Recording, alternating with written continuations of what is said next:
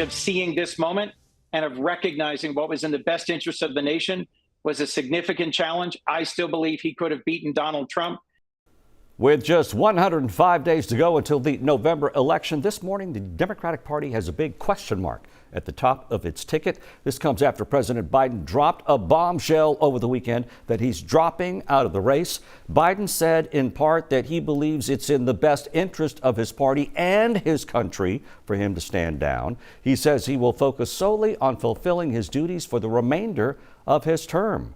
The president didn't skip a beat, announcing a short time later that he's backing his VP Kamala Harris for president. Harris responded by saying she's honored to have the president's endorsement and she intends to earn the nomination.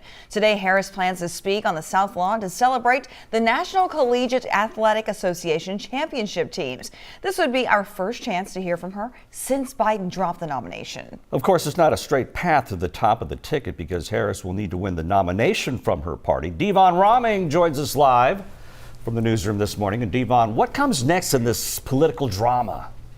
Well, good morning, Ron and Cheryl. There's a lot of buzz on social media now that Vice President Kamala Harris has officially announced she will run for president. But as you mentioned, there's still a lot that needs to take place in order for that to become a reality. That's because the Democratic Party is allowed to pick another candidate, and with the way the rules are set up, the presidential nominee is decided by delegates at the Democratic National Convention, and delegates are assigned to vote for a candidate based on the results of their state's primary election.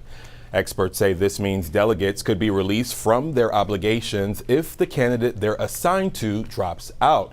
Now, there's no rule that says delegates would automatically be bound to some other candidate, which means no, Kamala Harris will not automatically become the nominee. Instead, all of the nearly 4,000 Biden delegates will be allowed to cast their vote for anyone they want.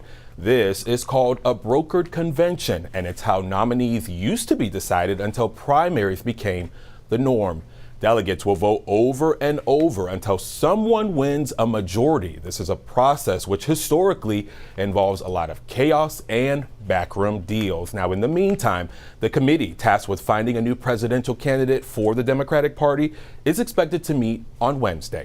Live in the newsroom, Devon Roming, KHOU 11 News. Thank you, Devon. A lot of eyes and ears on this now. Certainly a story we'll continue to stay on top of. This morning, we're also hearing from a Congressman Lloyd Doggett, a Democrat representing the Austin area. It was July 2nd when he called on Biden to get out of the race. Despite praising Biden's move, he told CNN he wasn't ready to endorse Kamala Harris. No disrespect to Vice President Harris, but this doesn't have to be decided within minutes or hours of President Biden's decision. We need to engage the whole country. We need to be hearing from voters across the country, and this shouldn't be strictly a Washington inside deal. So describe the process. Congressman Doggett says he knows the convention process may be a little messy, but it's a democratic process he thinks is needed to engage the country.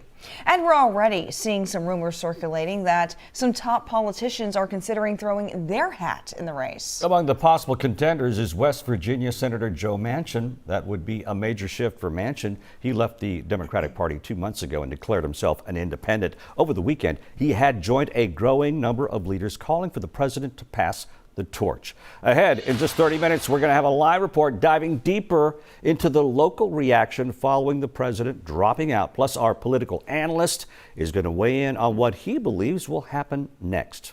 For now, you can find our full coverage on our website. You know what that is, khou.com.